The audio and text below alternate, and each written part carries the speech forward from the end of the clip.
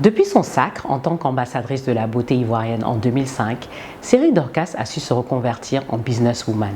Mannequin à ses heures perdues, égérie de plusieurs marques, elle est aussi propriétaire d'un institut de beauté.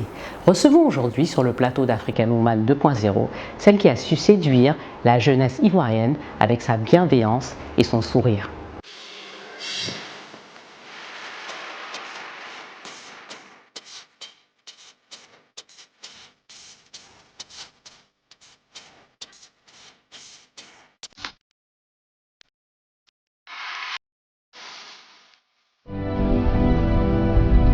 Le moment des festivités de fin d'année arrive chaque an avec la même question.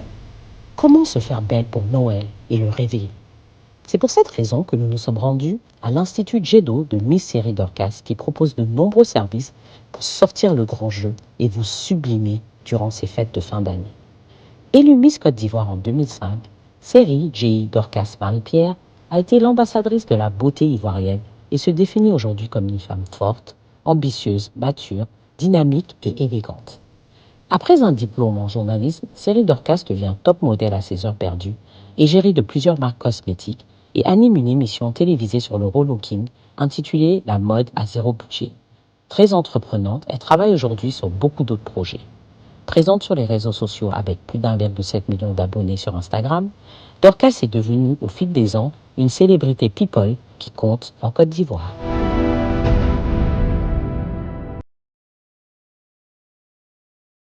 Bonjour Série Dorcas.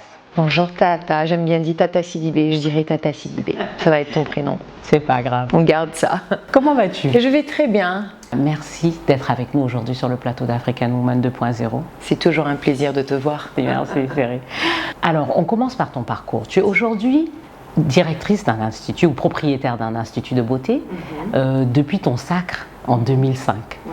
Parle-nous de ton parcours. Alors, depuis mon sacre, il y a eu pas mal de choses. Je veux dire, avant même de parler de l'institut, j'ai créé ma boîte de production dans l'audio et visuel. Et j'ai créé une agence aussi de mannequins qui est DSD Model. Donc, ma boîte de prod, c'est DSD Prod et Médias. Et puis, bien entendu, Djedo Institut Beauté que tu connais. En fait, quand tu as commencé, tu as été Miss pendant 1 an, comme toutes les Miss. Et puis après, comment tu t'es reconvertie? Comment tu es devenue businesswoman? De toute façon, avant même d'être Miss Côte d'Ivoire, j'ai toujours aimé, on va dire, j'ai toujours eu cette passion-là pour les médias, pour la beauté. Parce que ma mère, en fait, paix à son âme, ma mère, elle a toujours été dans la mode, mais de son époque. Donc c'était une couturière. Et mon père, il était dans la douane, c'est quelqu'un qui a toujours été élégant. Donc on va dire, ah bah oui, je le dis toujours, papa si tu me vois, tu sais. Donc ma mère, elle confectionnait nos vêtements, mon père aussi, il faisait toujours beau gosse. Donc en gros, j'ai grandi avec cette passion-là pour le textile, pour la mode et tout ça. C'est justement ce qui m'a poussée à me présenter au concours. Mais en même temps, j'avais toujours, comme la plupart des petites filles aujourd'hui, j'avais pour rêve d'être mannequin, super top modèle, parce qu'à l'époque, il y avait Naomi Campbell, il y avait Tyra Banks. Donc tout ça, c'était vraiment... c'est des modèles quand on était jeune. Et puis justement, je me suis dit, tiens, je tente l'aventure quand j'avais 18 ans. Et j'ai tenté l'aventure, j'ai été Miss Côte d'Ivoire. Et bien entendu, Miss Côte d'Ivoire, c'est une plateforme pour vraiment s'exprimer, donc développer justement toutes nos ambitions. Et moi, je me suis toujours su, en tout cas ambitieuse. Donc j'ai continué les études. Donc juste après le concours, bien entendu, je continuais on va dire dans la communication, dans le journalisme. Donc j'ai été allée à Paris, j'ai fini les études et puis je me suis dit, écoute, je rentre, soit je fais de la télé ou j'essaie quand même de tenter l'aventure aux States et pourquoi pas rentrer dans le cinéma et tout. Et puis bien entendu, le cœur a pris la place et bon, les projets ont été chamboulés un peu, on a mis tout ça en stand-by et puis voilà. Donc tu t'es mariée et tu es devenue mère d'ailleurs. Voilà, donc à cette époque-là, je me suis mariée, j'ai eu une belle petite fille entre-temps qui est grande aujourd'hui, qui a eu 8 ans il y a quelques jours. Et tout est parti, sauf que quand je suis revenue après la naissance de ma fille, j'ai créé, déjà avant même de partir, j'avais déjà créé DSD Prod et Médias, qui n'était pas forcément en fonction, mais je me suis dit, de toute façon, c'est pas un souci vu que ça dure et tout ça, donc je l'ai mis en stand-by. Quand je suis revenue après la naissance de la petite, j'ai lancé un tout premier projet à l'époque qui était Waouh, le talent est en vous. Donc c'était vraiment un concept qui donnait la latitude à toutes ces personnes qui avaient des talents, de pouvoir s'exprimer. Donc c'était quel que soit le talent, parce qu'à un moment donné, je trouvais qu'on oubliait certaines personnes. Si tu as le talent dans la beauté, dans le textile, dans la mode, et les autres, parce qu'il y avait pas mal de personnes qui savaient faire d'autres choses. Donc on a lancé ça. La première édition, c'était nickel, c'était très bien. Et ensuite, il y a eu... L'Afrique a du talent, qui a payé les droits du coup. Donc mon projet est passé aux oubliettes, inaperçu on va dire. Et puis l'Afrique a du talent a pris place. Et moi je ne me suis pas du tout découragée. Et juste après j'ai lancé Mode au budget. Cette fois-ci c'était sur la mode, c'était pas sur les talents, mais on va dire la mode après encore, si on calcule bien, c'est encore un talent. Et j'ai créé la mode au budget qui était de pouvoir se vêtir en fonction de son budget. Donc ça veut dire qu'aujourd'hui, si quelqu'un s'identifie à une telle personne, elle se dit ok, j'ai envie de ressembler à Tata Sidibé, mais on se dit Tata Sidibé, si on calcule trop, on en a pour pas mal de sous, j'évite. Mais quelqu'un aujourd'hui, elle nous dit elle gagne 100 000 francs, on se dit écoute, avec 100 000 francs, on va s'arranger à ce que tu ressembles à Tata Sidibé. Absolument. En fonction de ton budget. Ça, c'est super, donc la mode au budget a eu 2 saisons. De très bonnes saisons.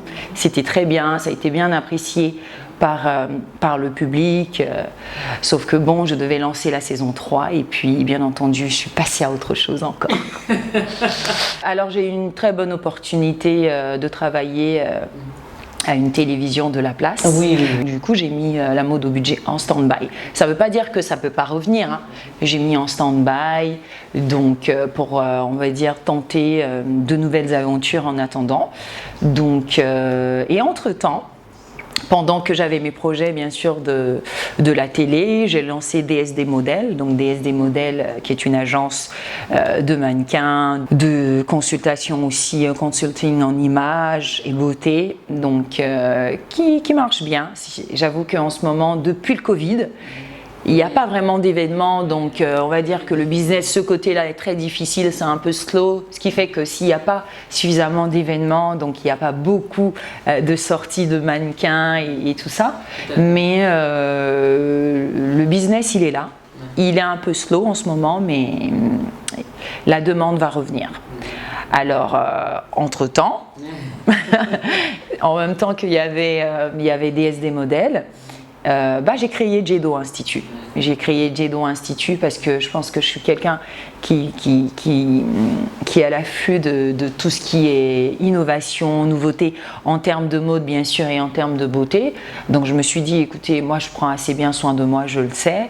Et j'ai de très bons retours aussi. Pourquoi pas créer un institut de beauté histoire de prodiguer quelques conseils ou bien les petits secrets de beauté pour rester toujours au top.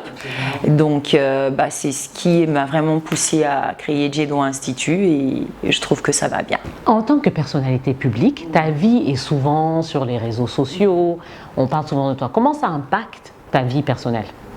J'avoue que, je veux dire, avec le temps, on est d'accord qu'on gagne en maturité. Et depuis 2005 Depuis 2005, franchement, de l'eau a coulé sous les ponts. Je veux dire que je viens de loin.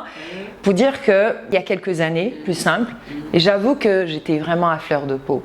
Tout ce qui se racontait et tout ce qui se disait, donc j'étais vraiment à fleur de peau. Et ma mère me conseillait beaucoup là-dessus en me disant « Mais ma chérie, je dirais pas que c'est la rançon de la gloire, mais c'est tout ce qui va avec en fait. Je veux dire, c'est le prix à payer. Aujourd'hui, tu es un personnage public, tout ça va avec quoi. Donc il y a 2 cas. Soit tu ne peux pas supporter et tu te fais beaucoup de mal en pleurant, en te lamentant, ou tu assumes comme une grande. Donc ça m'est resté et je me suis dit, écoute, va falloir que j'assume. mais surtout ne pas prêter le flanc en fait, ne pas tendre le bâton qu'on prendra pour bien me chicoter. Donc j'ai toujours fait attention à beaucoup de choses. Et j'avoue qu'avant, personnellement, je prenais tout à cœur, je prenais tout au premier degré. Aujourd'hui, et donc ça te vexait, tu pleurais, ouais, ça me vexait, je mal. pleurais justement, ça me vexait, je pleurais, j'étais toujours en train de poser des questions, mais pourquoi, qu'est-ce que je leur ai fait et tout. Et j'avais pas compris que en fait non, t'es un personnage public. Donc aujourd'hui, je prends des choses différemment, ça n'impacte pas ma vie personnelle, justement, Dieu faisant grâce, et j'ai quelqu'un dans ma vie qui me comprend. Et comme je dis, dans toute relation, c'est la communication. Quand quelqu'un sait justement ce que tu es, ce que tu peux faire et voilà qui tu es, je veux dire, ce qui se raconte derrière, bon, après, ça vient juste comme du vent.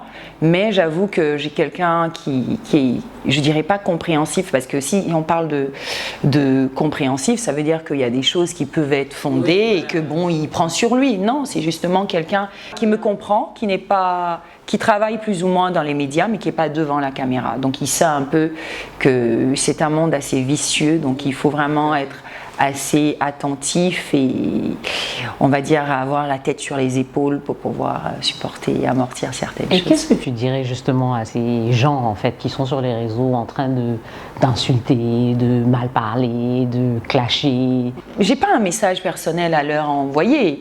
C'est juste que moi je me dis, il faut qu'ils cherchent du travail.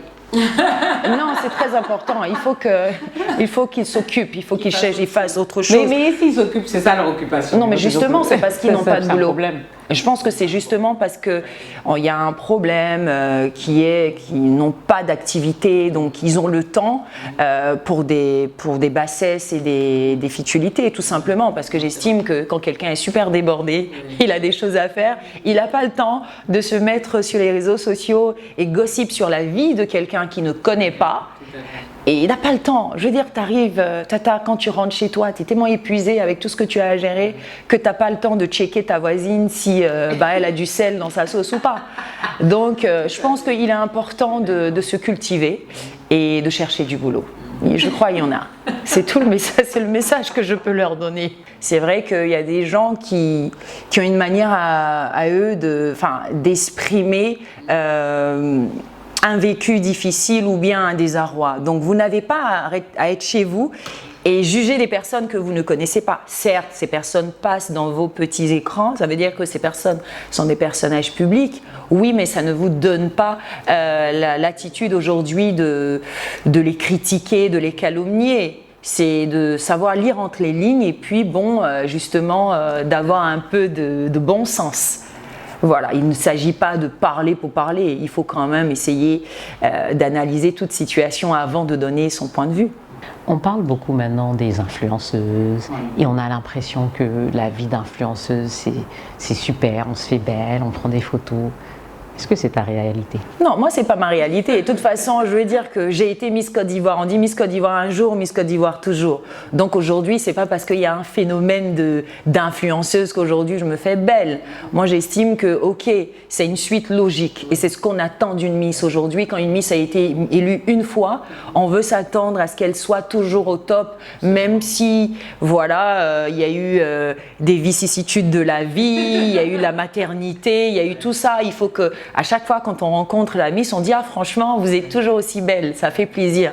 Mais sinon, je veux dire que pour ma part, je ne suis pas dehors en train de dire « Ouais, je suis influenceuse, j'influence en machin ». Non, j'estime qu'aujourd'hui… mais bon, tu reconnais quand même. Je reconnais que j'influence. Oui, absolument. Voilà, maintenant influencer sûrement peut-être dans le lifestyle, dans la manière the way I carry myself. Voilà, mais ce que moi je veux savoir, c'est que quand les gens disent que cette vie d'influenceuse est une vie un peu facile en fait, où on a l'impression que voilà, tu es là, tu poses, voilà, tu fais rien. Oui, mais est-ce que c'est une réalité? Pas bon, vraiment. Pas pour tout le monde. Bon, moi, je dirais, pour ma part, peut-être pour des personnes qui ne savent pas, moi, je travaille dur. Même si, j'ai une petite pause beauté où je vais me faire 2-3 selfies en train de faire la belle, ça peut arriver, mais à la fin de la journée, je travaille. à la fin de la journée, j'ai des personnes, j'ai des charges et tout, j'ai des personnes, voilà, des salariés, j'ai des charges. Donc justement, je ne vis pas de ça. Je ne suis pas assise à faire ma belle et puis bon, je me proclame influenceuse et que voilà, j'attends qu'il y ait forcément des placements de produits pour pouvoir arrondir mes fins du mois. Non, mais après justement, pour certaines personnes qui ne vivent que de ça, bon, je veux pas forcément, je ne veux pas trop développer là-dessus, mais je veux dire pour ma part, non. Je pense que je le fais et je pense qu'aujourd'hui, c'est justement peut-être parce que les gens ont constaté que j'arrive à mettre certains produits en valeur. Que ce soit des vêtements, que ce soit, je dis tout et n'importe quoi, qu'ils se sont dit, bah tiens, Dorcas apparemment elle a un impact assez puissant, donc nous on la sollicite parce qu'on sait qu'aujourd'hui elle est suivie par pas mal de personnes et il y a beaucoup de jeunes filles aujourd'hui qui s'identifient, comme moi il fut une époque, je rêvais d'être mannequin, je rêvais d'être Miss Côte d'Ivoire, j'ai choisi quelques personnes comme ça comme modèle, donc il est clair qu'il y a certaines personnes qui m'ont choisi comme modèle. C'est pour ça justement, tout ce que je fais et tout ce que je poste, je fais attention parce que je sais qu'il y a une jeune génération aujourd'hui qui me suit. Moi par exemple, tout ce qui est... J'ai encore refusé il m'arrive de boire du vin à table et tout ce que vous voulez, mais quand je fais la fête et tout, j'évite de me filmer vraiment en train de faire la fête, en train de m'alcooliser à un point, parce que c'est pas un message, c'est pas l'image justement que j'ai envie de véhiculer. Et je sais qu'il y a pas mal de jeunes personnes, de jeunes filles qui me suivent. Donc je fais au maximum, mais en même temps je profite pour dire que nul n'est parfait. Oui, absolument, non mais... On fait des efforts. Ton institut. Oui. Donne-nous plus de détails sur ce que tu fais, justement. Quels sont les services que tu offres et tout ça dans ton institut? Alors, dans l'institut, comme pas mal d'instituts, et j'ai fait partie des pionnières vraiment de certaines méthodes, comme par exemple la wood thérapie qui existait, on va dire la wood thérapie. Donc, c'est un massage avec du bois qui permet de perdre, beaucoup de graisse, beaucoup de poids. Un massage? Oui, un massage avec du bois d'ailleurs, il faut que... Mais ça fait pas mal. J'avoue que les 2-3 premières séances, on peut te sentir un peu, c'est supportable parce que nous les femmes, on supporte bien. Ça marche très bien et ça permet vraiment de sculpter le corps et tout. Aujourd'hui, ça se fait, mais je pense que j'ai été l'une des premières à instaurer ici en Côte d'Ivoire. Donc ça marche très bien. Donc on sculpte le corps, comme je disais tantôt. Après, on a le lifting colombien, donc la vacuum thérapie. Donc voilà, c'est un mélange. Justement, c'est un mélange de massage et aussi une machine, donc une ventouse qui vient accompagner ce massage-là pour regalber les parties, par exemple, qu'on a envie de ressortir. Donc ça vient accompagner et ça nous donne le volume où on a envie qu'il y ait du volume. Donc ça aussi, c'est une prestation qui marche beaucoup. On se demande bien pourquoi d'ailleurs. Enfin bref. Et après, on a les soins de visage. Hein. Donc on a des soins anti-âge, des soins visage classiques, on a le nano-facial, on a le micro-needling, le BB Glow, vraiment effet peau jeune, éclat. Et donc on a le micro-blading pour les sourcils, le tatouage permanent pour les sourcils et tout ça. Et bon, on a les massages, les différents massages, le massage thaï, le massage classique. Les pierres chaudes aussi, on le fait. Et pédicure, manicure classique, prothésiste ongulaire, des ongles, manicure, tranquille. Et puis voilà quoi. Et là, on n'a pas encore fini d'innover. Superbe. Mais dis-moi, pendant cette période de fête justement, qu'est-ce que les gens aiment faire? Les gens aiment pour beaucoup de choses. Hein. Je dirais par exemple les ongles, parce que pour les femmes, il est important d'avoir une manicure impeccable, parce que comme ça, quand tu parles, hein, tata, quand je te parle comme ça, tu vois un peu ou pas? Ok, donc ongles oui, impeccable. Je vois très bien. Là, oui, tu vois, montre-moi un peu, t'as dit quoi? Ah oui, je vois très bien. Ok. Tu vois okay. Donc la manicure, toujours. Ensuite, on va dire le lifting colombien. C'est vrai? Vacuum thérapie, oui, pour regalber les fesses. Donc pour les fêtes, je ne sais pas pourquoi, mais bon, elles le font. Et les soins de visage, parce qu'il faut éviter d'avoir tout ce qui est boutons, tout ce qui est voilà, petite imperfection sur le visage et tout, donc ça sort bien. On a aussi le micro-shading, le micro-blading, donc pour les tatouages, des sourcils, parce que vraiment c'est un peu galère de tout le temps se mettre un crayon, se tracer. On a quelque chose de permanent, de chic et de naturel, assez naturel, c'est top. Donc ce sont vraiment des best-sellers. Bien sûr, il y a des massages, tout ça. En gros, toutes les prestations, je veux dire que toutes les prestations sont assez prisées en ce moment pour les fêtes. Tu as souvent dit dans tes interviews Oui. que tu étais complexée par ta couleur de peau. Oui. Pourquoi? Et est-ce que tu as ce même ressenti aujourd'hui?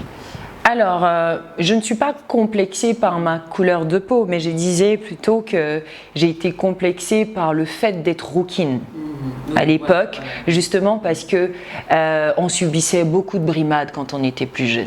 À l'école primaire, j'étais un peu le souffre-douleur de certains de mes camarades. Donc, et après, quand j'ai grandi, je me trouvais assez différente et j'en ai fait un complexe en fait. J'en ai fait un complexe jusqu'au point de teindre mes cheveux. Bon, aujourd'hui je les teins, c'est vrai, mais pas parce que c'est un complexe, bien au contraire. Je vois certaines personnes qui teignent leurs cheveux en blanc et en roux. Donc j'avoue que... Bon, je dis ça, je dis rien. Donc j'avoue que plus jeune, c'était dur. Mais bon, les temps ont changé, les mentalités ont évolué. Donc c'est loin derrière. C'est loin derrière et je suis fière d'être rouquine, mais ça ne m'empêche pas à tester de temps en temps des changements. Qu'est-ce que tu dirais justement aux jeunes aujourd'hui qui te suivent, beaucoup de jeunes filles qui te suivent? Parce qu'il faut faire attention à ce problème-là. Il y a beaucoup de gens qui ne se rendent pas compte, ils vexent les autres en parlant de leur couleur ou de leur teint ou de leur poids ou même autre chose. Et toi, tu as vécu ça. Moi, j'ai vécu ça fait mal en fait. Très mal. Excuse-moi, mais c'est un manque d'éducation. Parce que je me dis que on est tous semblables. Je veux dire que quelqu'un soit blanc, bleu, machin, on est tous semblables. Quelqu'un de bien éduqué ne peut pas regarder son semblable et lui manquer de respect et dire des choses vexantes et blessantes. On est d'accord. Donc c'est vraiment... Il faut sensibiliser à la maison. Il faut sensibiliser à la maison. Et à l'école aussi. À l'école et il ne faut aussi pas ignorer maintenant. le problème aussi. C'est clair. Et les personnes justement qui subissent ça, c'est des personnes qui doivent être assez passives. Elles doivent être assez passives. Parce que j'avoue que pour mon cas, j'en souffrais. Mais c'était un peu... Parce qu'il y en avait un précisément dans ma classe quand j'étais au CE2 qui me fatiguait, mais au final, j'ai compris qu'il était amoureux de moi. Oui, c'est ce que j'allais te dire. Donc, si ça se trouve, ce genre de brimade, ça cache beaucoup de choses. Oui, absolument. Ça cache souvent beaucoup de choses. Ça peut cacher un amour rejeté. C'est vrai, Nata, ça peut cacher mais je suis d'accord, mais le problème c'est qu'on ne sait pas. On ne sait pas. pas. On ne le vit pas comme ça à ce moment-là. On ne le vit pas comme ça. Il faut creuser. Voilà, et c'est parce que maintenant avec du recul. Avec du recul. Bon, je l'ai compris peut-être l'année qui a suivi parce que il n'arrêtait pas. Je me disais mais non. Ok, j'ai les cheveux roux, mais bon quoi. Je suis allée plus loin et j'ai compris que en fait, les cheveux roux finalement lui plaisaient quoi.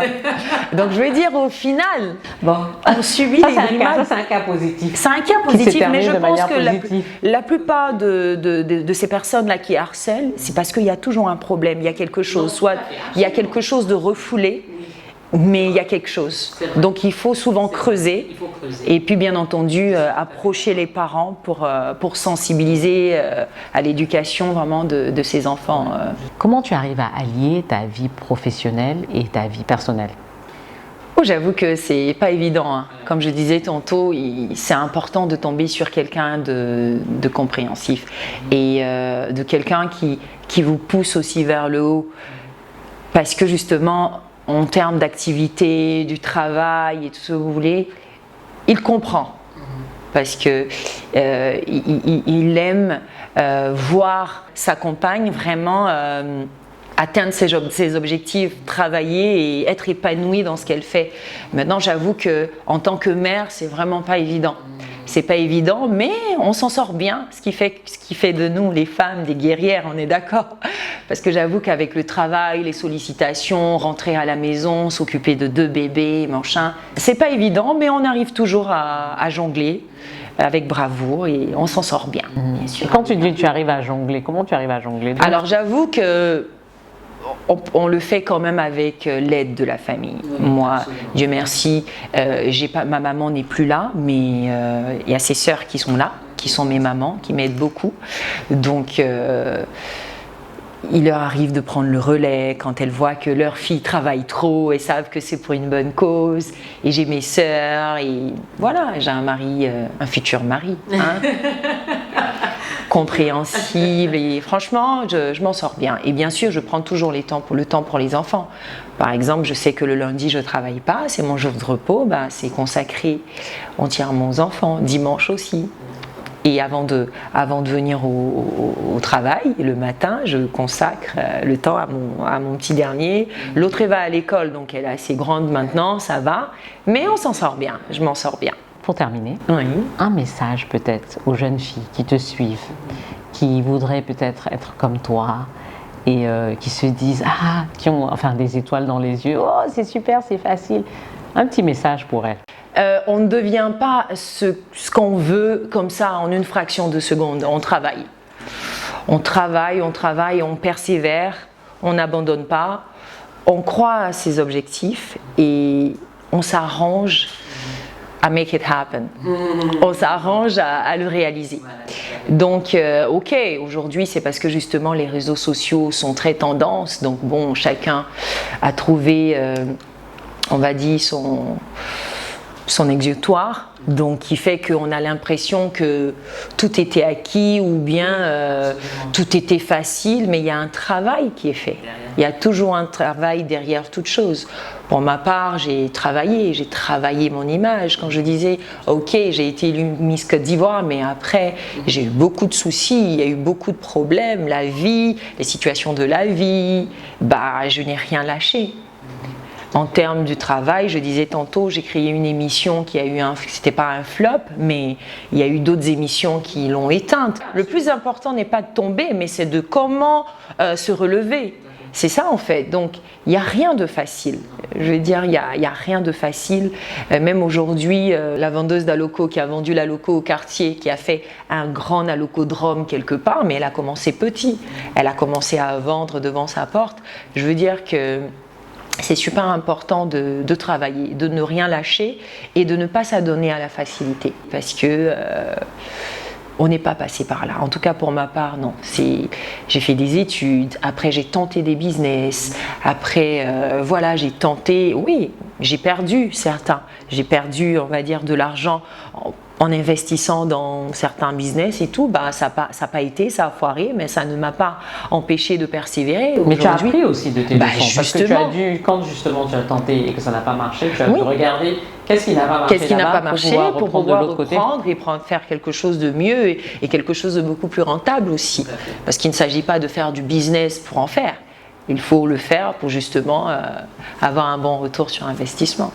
C'est ce qui est important. Donc, le conseil, en gros, que je peux donner aux filles, il est clair de pouvoir entreprendre, c'est vrai, et de réussir, mais c'est surtout de se structurer, de se donner un objectif et de le faire avec beaucoup de courage, mais de le faire vraiment dans la règle de l'art. Merci beaucoup, Cyril. Non, c'est déjà fini. Alors, comme tu sais, on fait la convention des entrepreneurs. Oui. Et donc, on offre toujours un petit cadeau, justement, pour faire un peu leur publicité. Et puis, donc ça, c'est offert par Mayaka. Mayaka Abidjan, donc ce sont des senteurs, bougies. Oh là là, j'adore. J'imagine, toi qui aimes les belles choses. Oui, ça fait toujours pour la maison, ça. Voilà, exactement. C'est pour bonne la maison. ambiance. Et exactement pendant la période des fêtes, en plus, ça tombe très très bien. Ça tombe très bien. Donc, Mayaka Abidjan. Et puis voilà, ça c'est Adams.